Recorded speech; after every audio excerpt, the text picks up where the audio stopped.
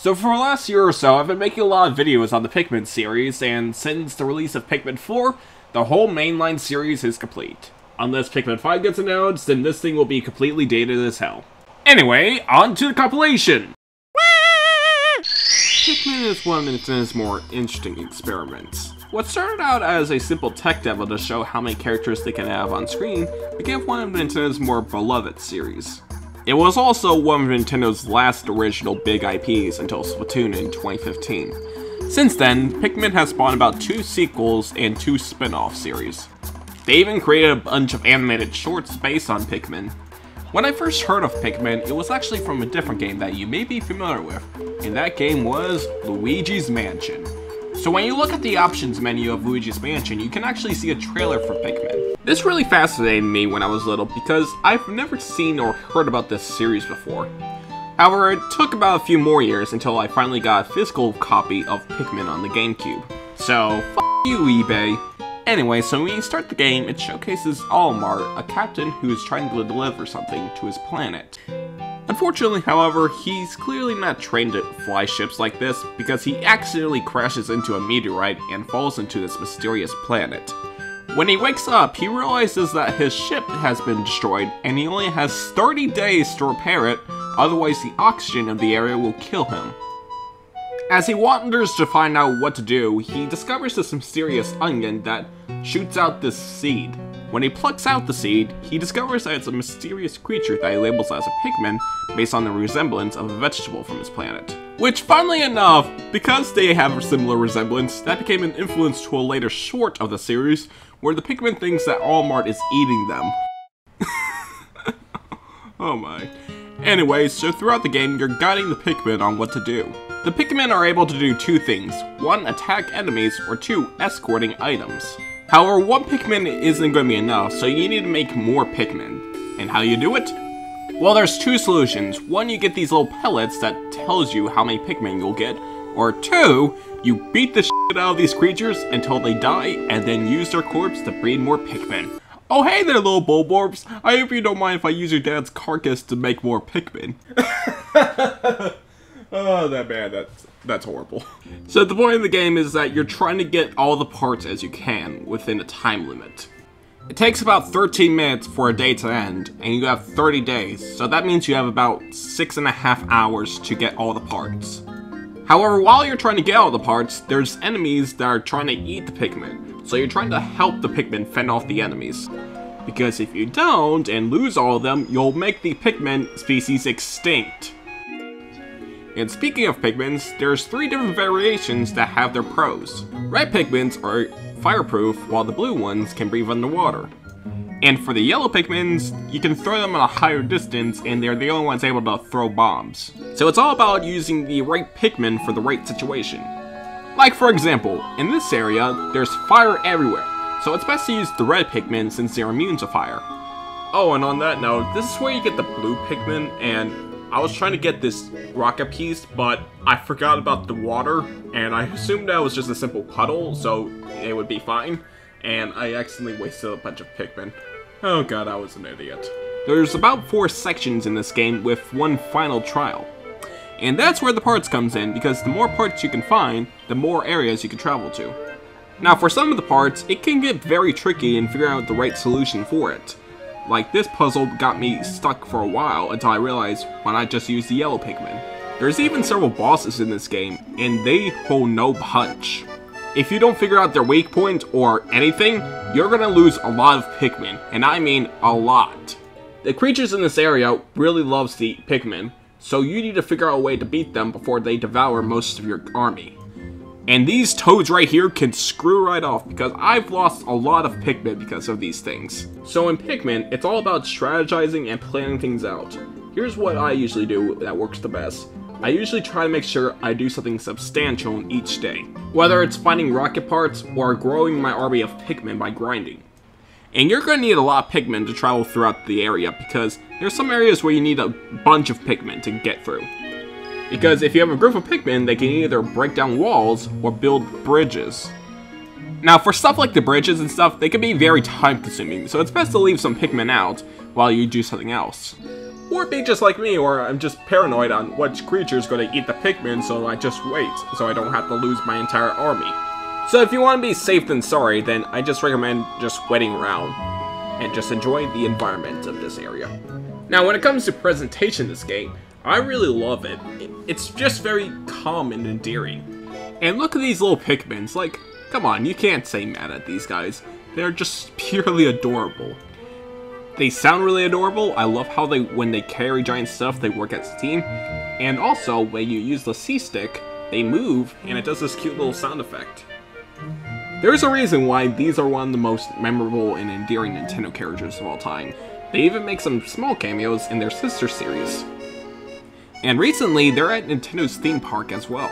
And for thematically for Pikmin, it is really nice. The setting and everything is just full of character. It really feels like you're a tiny person in this gigantic world.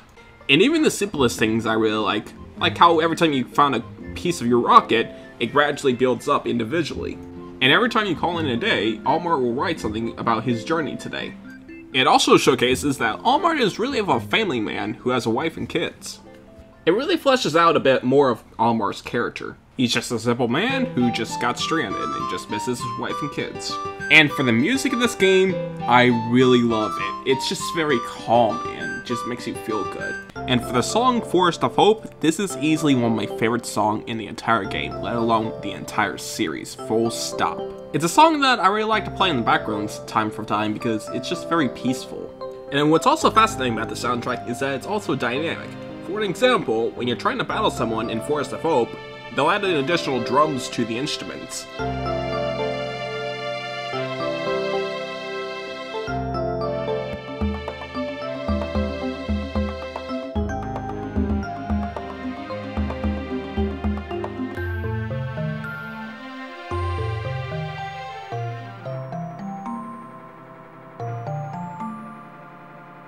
Attention like this is everywhere in this game. When Nintendo tries to be experimental with their games, they can have very interesting results. And Pikmin is one of their more fascinating results. On that note, I think it's appropriate to talk about the Wii version. There's really not that much to talk about with this version. It's pretty much the same game, but it's in widescreen and it has pointer controls. I do not own Pikmin 1 on the Wii, but I do own Pikmin 3 on the Wii U, which has a similar control layout when you're using the Wii controller and nunchuck. And honestly, I think the pointer controls makes an effective blend when it comes to aiming the Pikmin. Alright, I think it's about time to wrap this adventure up. So once you've collected 29 pieces of the rocket, you'll unlock the final area of the game. The final trial. And in this area, you're going to have to use all of your Pikmin to solve this one final puzzle. And once you've figured everything out, it's time to beat the final boss. And holy crap, this guy was really hard to figure out. I had to reset a few times because I've lost nearly every single Pikmin I had.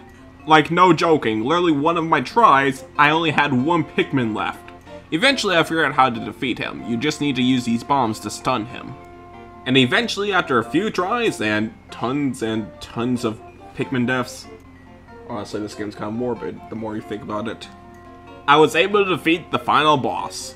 He spits out the final treasure, which is a piggy bank, and then Almar says his final goodbyes to the Pikmin.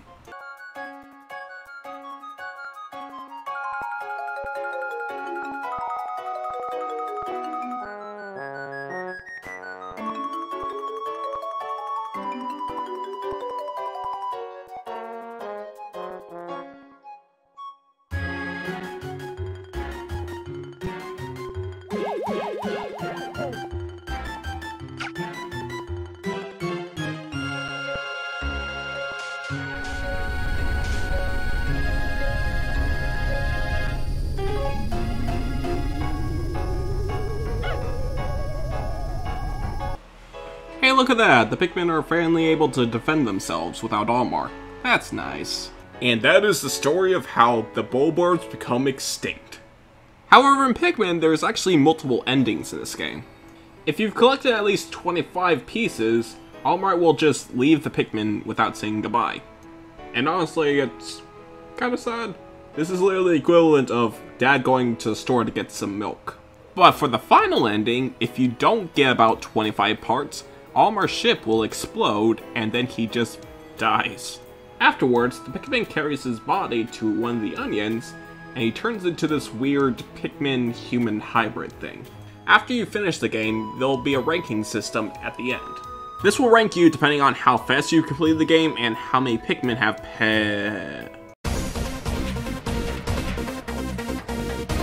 I wasn't that bad, right?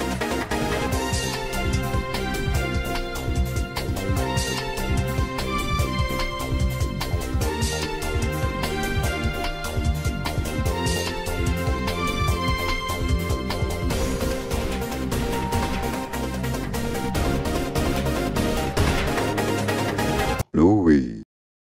So Pikmin 4 was finally announced last year and was given a full trailer recently a few months ago. I've already made a video on the first Pikmin game, so why not, and since Pikmin 4 is coming, make a video on Pikmin 2. Now before we do so, I think I should talk about my personal history with the Pikmin series. The first Pikmin game I've ever played was actually the most recent one at the time, Pikmin 3 on the Wii U. I played it, beat it, and really enjoyed it, and went back to the first one. However, for the second one, I've never actually played before until this video I made. The only thing I know about this game is mostly people saying stuff like, this game's not as good as the first one, it's probably the weakest one. But the one thing I know for certain was people saying is that, be wary about the cave system in this game. So I was very curious on what the cave system in this game is going to be like from what I've heard. But with everything out of the way, let's get started. So the game starts directly after the first game where Olimar repairs his ship and is able to fly home. Once he is able to return to his home planet, the president of the company he works at tells Olimar that they're in some serious trouble. The president sent this rookie named Louis out to ship some special pick carrots that are made of gold. Unfortunately, Louis was supposedly attacked by a bunch of space rabbits that ate all of their carrots. Considering how rare and expensive these special carrots are, they are forced to pay off a massive loan. And I also gotta say, this for some reason gives me a chuckle. But anyway, so this pretty much means is that Olimar has just lost his ship after spending the entire game last time getting it back. Fortunately, while he was at the planet, Olimar was able to collect this special bottle cap, which he was planning to use it as a gift for his son as a souvenir from his trip. So when Olimar heard the news and actually dropped it, the computer from the company scanned it and stated that it was worth a lot of money. This gives the president an idea of sending Olimar and Louis back to the planet that Olimar just came from to get all the treasures they can find. And thus, it's up to Olimar and Louis to go back to the Pikmin planet and get all the treasure to save their company. The plot is very simple and pretty goofy, which fits Pikmin a lot. I find it funny is that in the last game, Olimar was trying to get all the ship parts so he can survive and see his family again, only to immediately get forced to be sent back to the planet to get treasure for the company. And as for this new guy named Louis, well, I'm gonna cut the bullshit and say that Louis is the one who ate all the carrots and just lied about space rabbits. The reason why is because Louis is probably the biggest glutton in any Nintendo game ever. Even more so than the series where the character is supposed to inhale and swallow fucking animates. And even then, when you're playing as Louis, he has these logbooks that you can read, which is mostly him saying how much he wants to gut out some of these creatures so he can eat them. But that's enough about Louis because this is a video about Pikmin 2. But anyway, so for the gameplay. It's pretty much exactly like the first game, but with some key differences here and there, but mostly it's pretty identical to the first one. You pretty much explore these vast areas, try to defeat creatures to gather more Pikmin, and get collectible treasures and such. The location you're exploring is exactly like the first game, but a lot more remixed, so it didn't feel like you're playing the same area.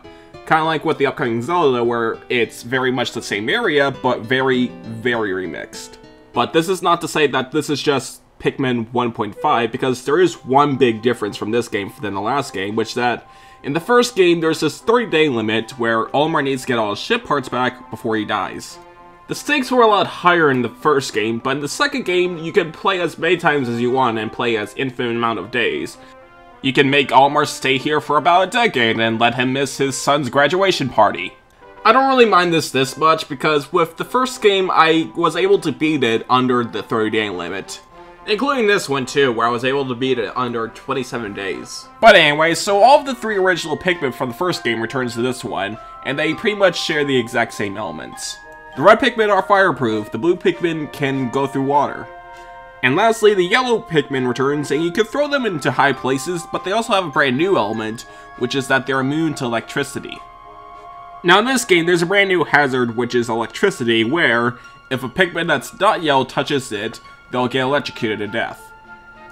So it's pretty much a must avoid at all costs, because at least with the fire and water ones, you can get them out of it, but with electricity, it's an instant death. And with these 3 Pikmin, they're also paired with 2 brand new ones, but you're not going to find them in the above areas. And that's because what makes this one the most unique game in the series are these brand new caves. So like in the first game, you'll be able to find treasure in the above areas, but also these special holes that Olimar and the Pikmin can go into to find even more treasure, alongside with dangerous enemies. So once you've entered these cave areas, you'll go through various dungeons trying to get all the treasure. They're divided into 5 different floors, where every time you clear a floor, you can go down even deeper to get even more treasure. Now the level design in these areas are very different from the above grounds, because with these they're a bit more of a dungeon crawler than a strategy game. There is some strategy on which Pikmin you should use, but when it comes to the time management part of the above areas, that is completely absent from these areas. Because when you enter these cave areas, time literally freezes above ground. Like, you can stay here as long as you want, unlike when you're outside, where there's a time limit. This I'm a bit mixed on, because on one hand, it's cool that you can have enough time as you want in these areas to strategize and see what's the best route to get all the treasure and stuff. But on the other hand, I feel like it makes it a bit more disjointed, because you're strategizing all you can in these caves areas, but when you get to the above areas, there's suddenly a time limit. Although, to be fair, the structure for these areas are a lot more archaic compared to the above ground areas. And what also makes these areas a lot more challenging is that you cannot add more Pikmin to your party. Once you enter the caves, you cannot add more unless you find these special seed areas. So I hope to God you have a certain amount of Pikmin that are immune to certain hazards, otherwise you're gonna have stuff like this. God damn it! Now, there are 2 other good incentives of going through the cave areas. The first one are getting these exclusive Pikmin that you can only find in the caves. The first one are these purple Pikmin that are very strong and powerful, and do these cute little animations when you first see them. These are very effective, especially with the bosses in these dungeons, because they can easily attack them and kill them instantly. And lastly are the brand new white Pikmins, which are immune to poison, and every time an enemy eats them, they'll be poisoned as well. Honestly, I really like these new additions because they add a bit more of an offense approach than just a simple defense. However, if I have one specific nitpick I have with the dungeons, is that they are completely randomized. As in, every time you boot up a new game, all the layouts will be completely different. No other playthrough is going to be the same. But I feel like what doesn't help with these areas is that sometimes you'll accidentally activate a trap where, like this for example, I set off a bomb trap, so I had to run away as fast as I can before I lose any more Pikmin. And then there's stuff like this, where they sent me in an area where these giant enemies that can shoot boulders instantly kill off my Pikmin. Luckily, the purple Pikmins do somewhat help with this, because since they are overpowered, they can help you just simply annihilate them before they can attack the other Pikmins. Especially if you give them the special spray where you can make them even more powerful and kill them even faster. And lastly, every time you finish one of these dungeons, you'll have these special boss areas where, every time you defeat them, you'll get this really special treasure that can make Olimar do special abilities. They're pretty much simple additions like making them immune to fire, electricity, or unlock the special challenge mode. Overall, despite taking like some of the stakes away from the first game, I kind of feel like gameplay-wise, Pikmin 2 is slightly a bit better than the first one, considering that they add new stuff to the gameplay, and they make every single Pikmin in this game very important. Even though sometimes every now and then they can do some cheap pot shots, I feel like overall it's a bit better than the first one. But anyways, so for the presentation of this game. For a GameCube title, this game looks phenomenal. The areas you explore in this game just feels very lively, like this was a place that people used to live years ago. Especially with the treasures you can find, where they name them something very special, where you can clearly tell what they are, but since they don't know what it is, they say that these are mysterious alien artifacts. Even though that clearly these are just normal human items and such.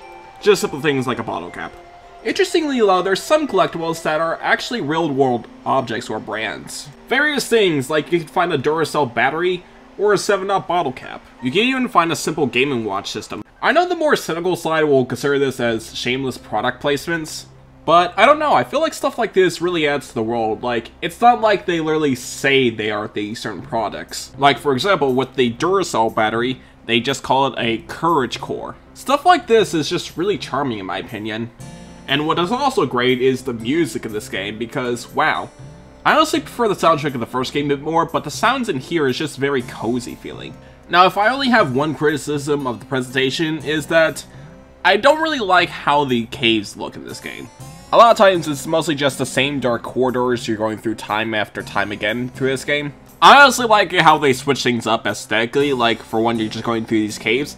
Eventually, you're going through these weird bathtub areas that kind of makes me think of a Saw movie for some reason. And there's also this, you're going through various dungeons and stuff, going through dark corridors, and then suddenly when you go deeper underground, it's suddenly daylight. But honestly, that's my only negative with the presentation of this game. Overall, it's still pretty good, just like the first one.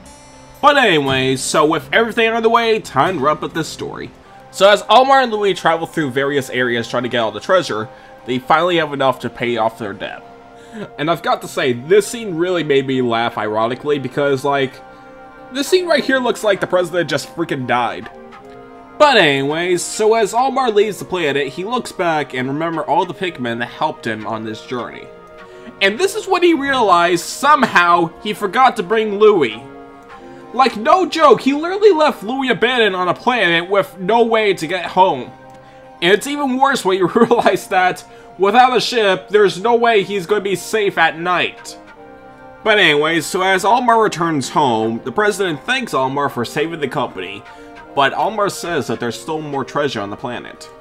However, with Louis absent, the president decides to go himself with Almar to get more treasure. So yeah, there's not necessarily like a big endgame goal, unless you're counting saving Louis, but who really wants to save Louis? But yeah, even when you complete the main game, there's still a lot of meat on the bone. You could go 100% and collect every treasure of the game, you can do the fun challenges, or you could speedrun through the game and see how long you can get all the treasure the fastest. So yeah, overall, Pikmin 2, it's still a pretty good game. Do I consider this a better improvement to the first game? Well, actually yeah, I honestly say this is a bit better than the first one. However, at the same time, I honestly consider this more of a acquired taste than like an objective thing. I honestly wouldn't blame anyone if they were a bit put off with this game thanks to its brand new dungeon crawler-like structure. Which honestly messes up with the pacing a lot in some aspects because this is honestly the longest Pikmin game in the series. But that's mostly because the cave system takes up most of the time. So I'll just say this, if you want to play a game that's very short but very replayable and has good time management, then play the first one. But if you want to play a game that's longer and has a less restrict time limit, then play the second one. I honestly say that Pikmin 2 is about at the same level as Pikmin 1. It's not better or worse, it mostly comes down to acquired taste. Honestly, I just wish people were able to play these games a lot easier. This is why I'm glad that emulators like Dolphin exist, because it allows you to play games that you most likely not experience. I was actually planning to get a used copy of this game, but that's what I was completely surprised is that both the GameCube and Wii version are incredibly expensive. And honestly, I feel like they should just re-release this game on Nintendo Switch and such, like have a widescreen HD remaster or something, because I feel like Pikmin specifically represents everything I like about the GameCube, which is that they like to be weird, experimental, and such, which is why it always gives us really fun and very charming games, and Pikmin 1 and 2 are definitely extremely charming games. But if I have to choose my favorite Pikmin game, that's actually going to be, for the next entry in the series, Pikmin 3. I don't know when I'll make a video on this game, but it'll be definitely this year. But that'll do for today, so thank you for watching and I'll see you later. Pikmin 4 is finally here. Or by the time when this video uploads, it'll be the release day of Pikmin 4. But before we do so, I think it's best to take a look at Pikmin 3, the last Pikmin game before Pikmin 4 released in 2023. So after the release of Pikmin 2, Pikmin actually went for a bit of a hiatus. Which actually, looking back, it actually is a common thing for Pikmin, as it took 9 years between Pikmin 2 and 3, and now it takes 10 years between Pikmin 3 and 4. But anyways, so after the release of Pikmin 2, they went on to make Pikmin 3, But it took them a really long time because after a couple of years of development, they decided to move on to the Wii U for the next big Pikmin game.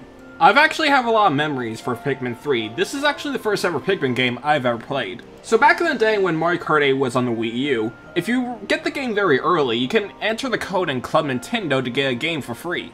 I was able to get it early around that time, so once I was able to get to the Club Nintendo code, one of the big games they had for free was Pikmin 3, which is going to be the version I'm going to be playing for this video. But anyway, so with everything out of the way, let's get started. So with Pikmin 3, this is very different compared to the last two games, because for this game, we're focusing on characters from a different planet from the other two games. So in the last game at Hokotate, they were on the brink of bankruptcy, while on this planet, they're on the brink of starvation. So in order to prevent them from starving to death, they send out 3 astronauts to go to a different planet to find food supplies.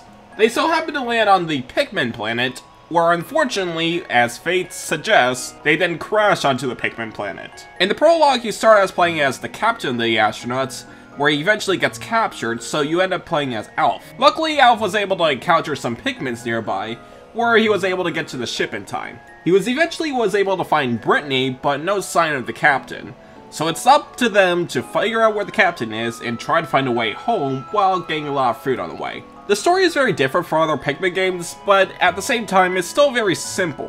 While the main purpose of going to the planet was to find food supplies, that is not really your main goal in this game. Instead, it's trying to find the key drive to get off the planet. While on the way, you're trying to find the astronauts that became stranded on the planet. But anyway, so for the gameplay. If you're familiar with the first two games, you're going to be comfortable playing through this game. But there's a couple of quality of life features that they added for this game, with one of my favorites being how the onion works this time.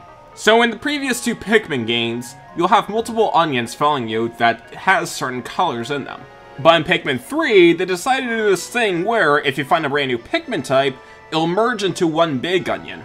And this will also leave a cool little colorful effect on the onion, which looks really nice. They also do a lot more with the multiple captains than the last game, where you can actually automatically pinpoint where the captain should go automatically, while you can do something else. Which is honestly a cool feature that the Wii U gamepad had. And speaking of the Wii U gamepad, I love the use they use for the Wii U gamepad for the touchscreen, where you can do crazy range for the whistle, for example, and be a lot more precise than the GameCube controller. And lastly, not only you can throw the regular Pikmin, you can also throw your crewmates that can be very useful for certain puzzles. This would have been interesting if they had that in Pikmin 2, because I wanted to throw Louie off a cliff. So in Pikmin 3, there are about 5 Pikmins in the main game, while the other 2 are the ones from Pikmin 2, but they've been relegated to multiplayer mode. Red, yellow, and blue Pikmin still acts the same as the previous games, but we have brand new Pikmin for this one, such as the Wing Pikmin. Now these Pikmin aren't necessarily useful in battle, but they make up for it for being very useful in escorting items. Since the Wing Pikmin are flying in the air, they are able to pick up items and fly it back to the ship, avoiding a lot of enemies and water. There's also certain areas where you're definitely going to need a Wing Pikmin to get through a gate, or these special clipboards that I swear they just plant them a lot around this area and that's it. The only major weakness the Wing Pikmin have was once again just the battling, and also these stupid spiders. Because I swear to Christ, they show up at the most inconvenient time. And the second Pikmin we have are the rock ones. These are pretty much the replacements of the purple one from the second game, but they're a lot more balanced than the purple ones. So just like the purples, you can just throw the rock Pikmin on the enemies and they'll go down instantly. However, they do have some setbacks. For one, unlike most of the Pikmin in this game, they cannot latch onto the enemies and they're a lot slower. So it's best way you try to throw the rock Pikmin to call them back so you can throw them back to the enemy again, and leaving the latching to the other Pikmins like the reds. Another great thing about the rock Pikmin is that they're very durable, as unlike the other Pikmins, they're completely immune from being crushed. And lastly, it's best to use the rock Pikmin to break the various glass or crystallized rocks, which honestly feels very satisfying because how impactful it feels. And also the rock Pikmin are just really cute. Like, all the Pikmins are really adorable, but the rock Pikmins are just something funny because they're just like, they're pretty much like a rock with googly eyes on them. But anyways, so in Pikmin 3, you have 5 areas to explore. The first one, although you don't do a lot until later in the game, is Tropical Wilds. This area has an emphasis on building bridges and such.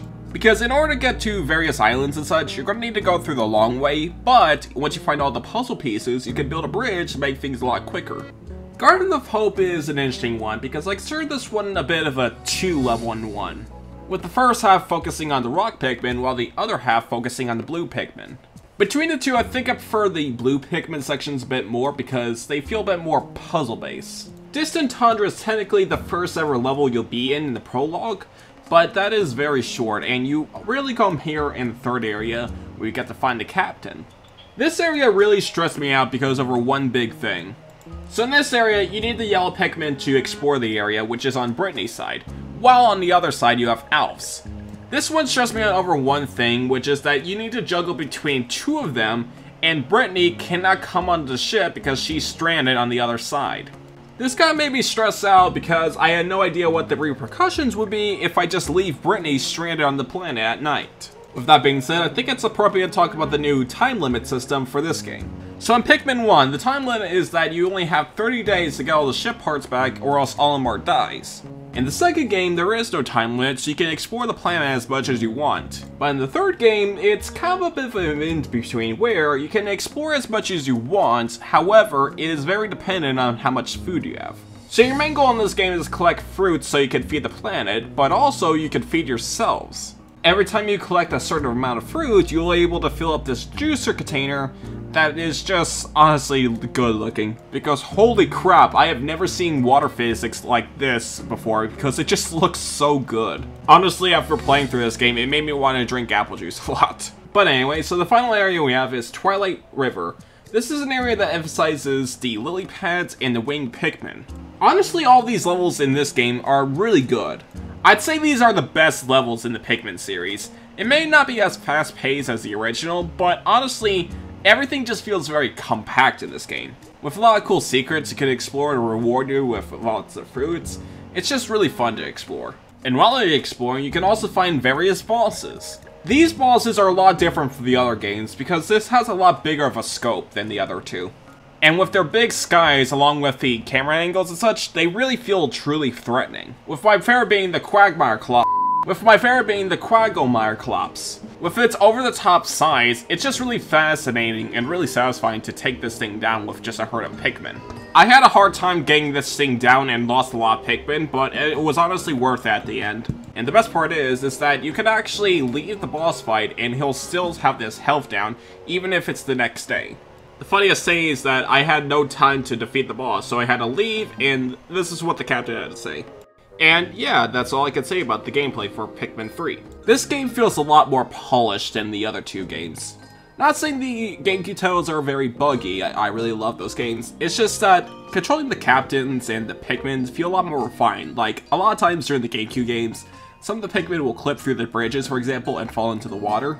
But that is not an issue here. I did not worry a second that a Pikmin would lose it or fall into the water by accident. Not only that, but I also love the advantage that the Wii U gamepad is. While you're trying to go to a certain destination, you can also tell a certain crewmate to go to another destination automatically. This is huge for a time management game like this. And it helped me out multiple times, which is always a pleasure. And what I also love is that it encourages you to separate the crews a lot of times, because there are certain areas where you're going to need to throw the crewmates around certain areas. And as for the presentation, this game is just freaking amazing. The luscious environments and everything just looks very polished. It looks so clean, and it feels so alive. Like, just look at us climbing up this tree area and look at the backgrounds. It's just so beautiful. This game honestly proves, despite the Wii U having weak hardware, Nintendo still can make a game that looks as good as a modern gen console. I mean, hell, as I said earlier, they have the most impressive looking fruit I've seen in a video game. And just like Sonic Unleashed, I could smell the Wii U burning trying to render all the water physics when juicing the fruit. The music in this game is also a masterpiece. I kind of prefer the first game over the third entry in terms of music, but the music in this game is still amazing. The only gripe I have with this game is that I'm not really a big fan of the main characters in Pikmin 3. I don't know, I just don't find them as memorable as Olimar or Louie. Not to say they're bad, but I don't think they're as good as Olimar and Louie were. And not to say that they were completely absent in this game, because they are a main role in the story, which I think it's probably an appropriate time to talk about. So the main story of this game is pretty much the Cop-Eye heading to this planet to get fruit, but they weren't the only ones who traveled to the Pikmin planet, as Olimar and Louie also returned to the Pikmin planet to search for treasure. Unfortunately, as fate suggests, Olimar literally crashes the ship again. I am convinced that he's literally the worst Nintendo driver.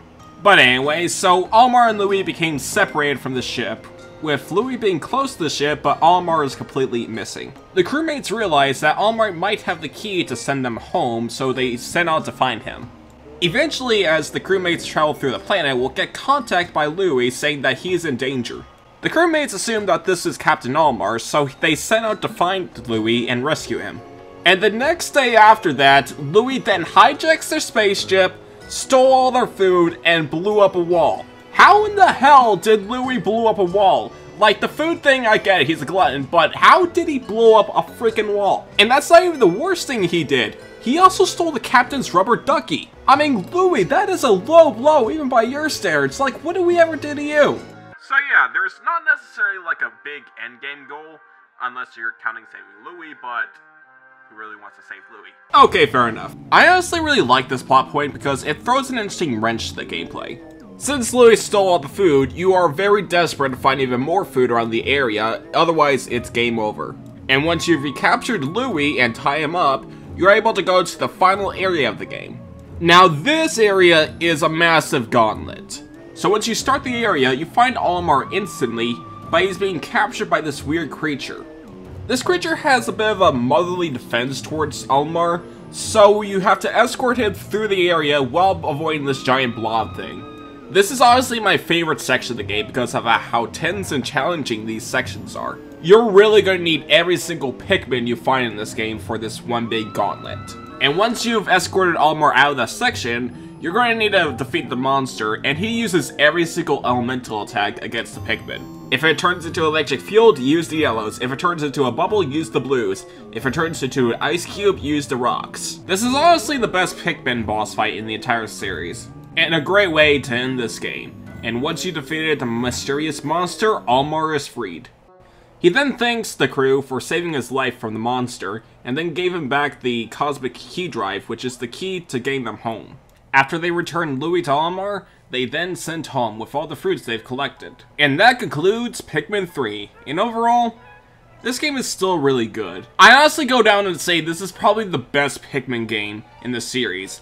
I haven't played Pikmin 4 yet, so maybe that's gonna change, but still, this game is just really good. It keeps what made Pikmin great while refining it to near perfection. And after all these years, it is honestly amazing to see the relevancy of Pikmin return. Like, Pikmin is always a well-known Nintendo series, but it was never really a juggernaut franchise compared to Mario or Zelda. It was always one of the Nintendo underdogs. And not to say that Pikmin has been completely dormant for a decade, because we still had somewhat Pikmin content around the way. Like, we had a weird spin-off for the 3DS called Hey Pikmin.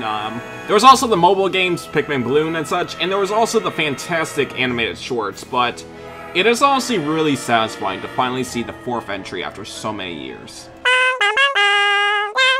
Video game franchises come and go over the years. There are some series that gets a lot of games and stays over the years, but a lot of times, not every video game series gets a lot of games. Occasionally some of these series it's only about 3 games in a series, while some have to wait literally decades to get a game. And Nintendo is no exception, because there's a lot of Nintendo franchises over the years that some of them do not get the love as other series do. Which honestly makes sense, because Nintendo is still a company, and they'll always focus on the main series that makes them the most money. And that includes the second-party developers that have their own flagship series. Whether it's HAL with Kirby or Monolith Soft with Xenoblade, a lot of these games do a lot of love, and they get a lot of support with those studios. However, sometimes, a series can be still alive thanks to one person's passion. Pikmin 4 has been in talk for Nintendo fans for nearly 8 years, ever since a 2015 interview where they stated that Pikmin 4 was in near completion. But as the years go by and a couple of spin-offs here and there, we all thought that this whole thing was just a fluke. But once we were watching that 2022 September Direct, we were watching through a lot of farming games, they finally announced Pikmin 4. This is honestly really surreal for me, because for years it always felt like a what-if scenario that we would get a Pikmin 4, but to see this actually happen after so many years, it's just really amazing. But since Pikmin has turned 20 years, and it's been a really long time since the last game, it's clear that Nintendo needed to do something new with the Pikmin series than just doing a refined sequel. Because as we all know, a lot of Nintendo series that enter the Switch era had a lot of shakeups and evolutions for their series. And that's why I can describe Pikmin 4. It's not just a simple sequel, it's an evolution to the Pikmin series. And since this is a brand new game, I'm not going to be going too deep into spoiler territory. I'm only going to be showing a recording talking about the first 3 areas of this game, with the basic synopsis and such to give you an idea what the game is like. So it's going to be about minor spoilers, not major spoilers. We waited a decade for this. I am not going to be majorly spoiling a new game. So if you want to go into this game completely blind, I highly recommend not to watch this video. But with everything out of the way, let's get started. When you start the game, you have this elegant little title screen around that's just so breathtaking. It's just the environments, an elegant piano, and the brand new Pikmin 4 logo. And before I start the actual game, I think I should just talk about the logo itself. I honestly think the new Pikmin logo looks alright. I kind of prefer the older ones, but for what this is, I pretty like it. The only thing I'm a bit iffy on was Nintendo rewriting the history for Pikmin games by changing logos into the new one. Their commitment to the new logo is kind of crazy for what they've done.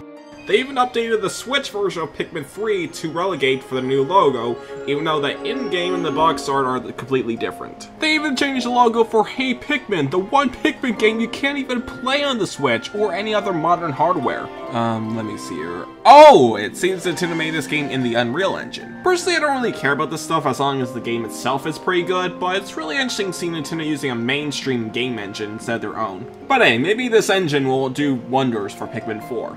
The only other first-party Nintendo game I could think of that used this engine was Yoshi's Crafted World, and that game looked amazing. But I'm getting a bit off topic, so for the story. The game starts with a retelling of the events of Pikmin 1, where Olimar gets crash landed to the Pikmin planet, and he tries to find his ship parts. But it's not a one-for-one retelling, as there is a brand new buddy Olimar had that was never in the original game. This is Moss, Olimar's animal buddy, who is some reason a green homophobic according to the Pikmin community. I don't know why they thought he was homophobic, but f that dog. So when you start the game, Olimar is heading to this area to find his final ship part. This area is pretty much a small tutorial area where you can just go crazy and explore the area and try to experiment with the Pikmin. This is a good area for newcomers and veterans to get a good grip on the controls, because this game controls a bit differently from the previous games. But I'll talk about those in a bit. So as Olimar explores this mysterious area, he finds himself with the final ship part, and he never returned. With Olimar missing, a rescue squad was called out to find him, and this leads to the avatar in this game. So yeah, instead of playing as a regular character, you're playing as a new avatar that you can customize your looks. A pretty cool idea, but I'm not really a big fan how limited the designs are. And also, the character is a complete mute, so you can't really customize how he sounds because he just does not make any sounds at all. Which is kind of a shame because I would love to make this dude sound hilariously deep, even deeper than Olimar's. But anyway, so the rescue squad enters the Pikmin planet, and as fate suggests, they crash landed on the planet. We're 4.5 games at this point, so we shouldn't be surprised. I was honestly surprised at the location we landed in because, for the first time ever, we have an actual hub world in a Pikmin game. And this hub world is really good. I always like hub worlds that's pretty small and compact, and this hub world is compact with a lot of stuff. You can look at the usual Picklopedia and such, or you can use the brand new shop, but I'll talk about that in a little bit. But the main thing to do is the missions, and there are multiple things you do, which is hunting for treasure, searching for Olimar, or the missing crewmates. This is all the optional stuff you can do by exploring the main areas, which is the usual Pikmin stuff. And as for the gameplay, it's the usual Pikmin stuff. You run around, gather up Pikmin, and try to defeat enemies, get more Pikmin, and hunt for treasure. But there's a few new things about Pikmin 4 that really sticks out, and makes this the definitive way to play Pikmin. For one, the areas you explore in Pikmin 4 are way larger than the ones you've ever explored in Pikmin 1 to 3. What also helps with this is the brand new camera angle where it goes facing down the earth instead of the usual bird's eye view, but you can still have the bird's eye view, but still. With this new angle, it honestly really emphasized the fact how small the characters in Pikmin are. I mean hell, one of the main locations in this game is a freaking house. And with how big the areas are, you're going to need a way to travel it very quickly, and that's when Ochi appears. Nintendo really loves their dogs in games. But anyway, so Ochi pretty much gets command like any other Pikmin, but he has a lot of other attributes. For one, since he's really large, you can actually ride him along with the other Pikmin. This is very useful for fast travel, and also it makes your hitbox a lot smaller since their Pikmin's not spread out just running. You can also use this charge attack that where if you knock onto the enemy, the Pikmin will latch onto him very quickly where you can do a short burst of attacks. And this is honestly really satisfying to do so. You sneak up behind a bull bar for example, then wham! You knock him down. Ochi can do also other things like carry your Pikmin around bodies of water, and carry a lot of treasure to the base. You can also tell Ochi to track down various things like items, treasure, or onions that are littered around the area at this time. So how you use the Pikmin in this game is very different from the other ones. For one, you can only have 3 types of Pikmin this time instead of having all of them. And not just that, but also, they capped up the limit for Pikmin from 100 to 20. That's because throughout the game, you'll find these special onions where if you return the ship, you'll raise your max limit count for the Pikmins. Not only that, but also the white and purple Pikmins return in this game, and they now have their own onions, but you need to go search for them. And also, I've got to say, I really like the look of the onion this time. It feels a lot more organic compared to the other ones where it looks like a spaceship. Although I do kind of miss the coloring effects from the onion from the 3rd game. God, we're only part of this video away, and we haven't talked about the other stuff in this game. So for Pikmin 4, it goes back to Pikmin 2 where your main collectibles are treasures. And there is a lot of treasures in this game, and this map is very big, so for the first time ever, you can actually move the base to different locations. And all I have to say is thank God you can do so, because the levels in this game are massive, so it makes things a lot quicker just to escort items back to the base. And as for the reasons why you're escorting treasure this time is kind of different from Pikmin 2. In Pikmin 2, you're pretty much using the treasure to pay off debt, while in Pikmin 4, you're pretty much using the treasure as fossil fuel. And the treasure you get is the same as usual, some Nintendo references here and there, although there's no product placements this time, kind of a shame. Pikmin is the only series where you can feel bad about no product placements. They're pretty much located as the usual stuff, where you gotta use the Pikmin in certain ways to find the treasure. And this is where the caves come in, yeah, they returned from Pikmin 2. These are the areas where you can find the most new Pikmin, such as the ice ones, the blue ones, the yellow ones, etc. Oh yeah, I think I should talk about the ice Pikmin. These are the brand new Pikmin in this game, and they're pretty cool. I'm very sorry about that. So basically, if you latch onto several of these ice Pikmin onto enemies, they'll eventually freeze the enemies so you can hit them with one final blow. You can also use the Pikmin to freeze the water, which is very useful if you're trying to escort certain items above a body of water. Now going back to the caves, these pretty much act exactly like Pikmin 2. However, there is 2 key differences between these caves and the ones in Pikmin 2. For one, the level design in the caves are not RNG related, so you're not going to have a random cave show up.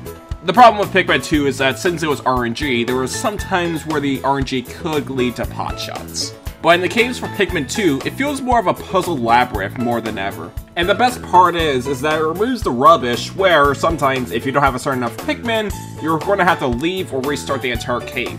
They give you a lot more Pikmin in the caves more than ever, and also it raises your max limit temporarily. Very useful in certain levels where I lost a lot of Pikmin, so it was very handy. And the best part is that even after you leave the cave where it goes back to the certain max amount, the Pikmin you find in the caves will enter the onion. And lastly, one of the main objectives of exploring the caves is to find the missing crewmates. There's at least one of the crewmates in a cave, and once you collect them, you can upgrade a certain currency for Ochi.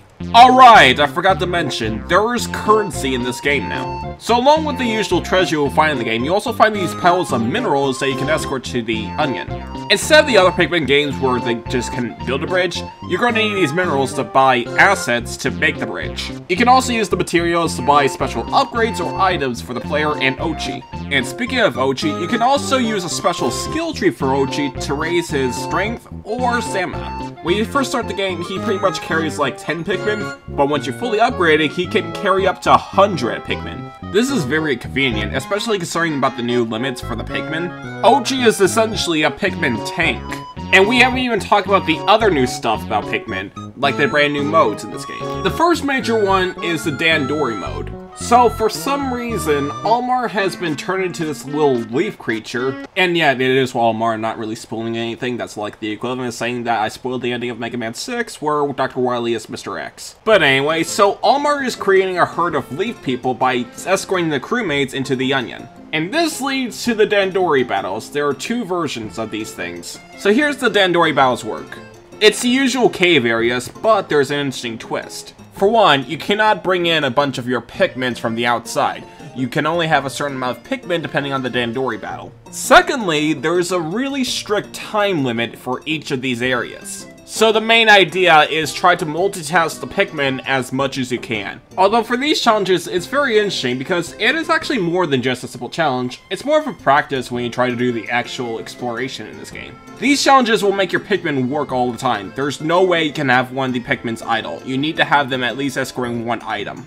Especially when you're trying to do the platinum ranking in these games, because these things can be really challenging. You cannot have one of the Pikmin just stand there. And honestly, I really love these sections. They're very tension, they're very interesting, they're very fun. And also, there's the other version of the Dandori, which is the one with Olimar. These are pretty much just a simple competitive play where you're going up against Olimar to collect as much treasure as you can. If you're able to beat Olimar, you're able to find one of the captured castaways from him.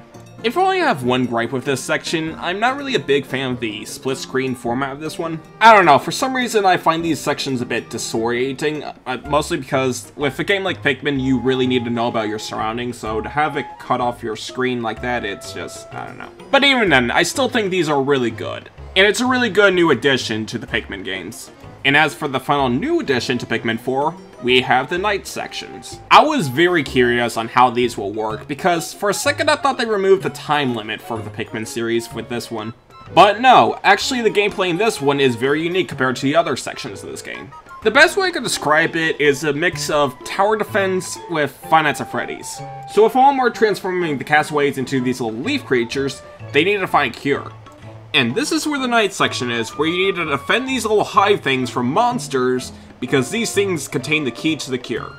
However, it's not going to be easy, since you're going around this at night, the creatures around the area are a lot more feral. And not just that, but also, you only have one Pikmin, which is the exclusive Pikmin in these sections, the Glow Pikmin. These things are very fast when it comes to escorting items back, and once they do, they come back to you instantly.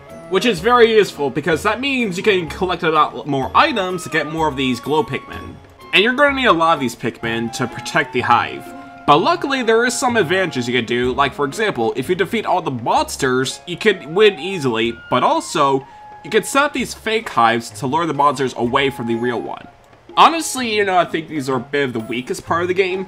I still find these really enjoyable, and I find it as an interesting twist to the usual Pikmin gameplay. And also, I really like how they remixed the result theme to make it more calm since it's the morning. And I think that's appropriate time to talk about the presentation of this game. Because holy crap, this game just looks beautiful. This is honestly the best looking Nintendo game I've seen since Luigi's Mansion 3. And it proves that even though the Switch's hardware is a bit more dated over the years, Nintendo can still pull out really good results and beautiful graphics because wow. Everything just feels very organic, everything just feels very lively. And with the brand new camera angle Pikmin 4 has, everything just feels so big. I mean, goddamn, this game is just so good. The music in this game is also really good. It's pretty much the same thing as the other Pikmin games where it has a calm little atmosphere. Although, I'll be completely honest, every time when you start the morning day, you have this little jingle, and I cannot stop thinking about Arlo screaming about the Pikmin 4 reaction.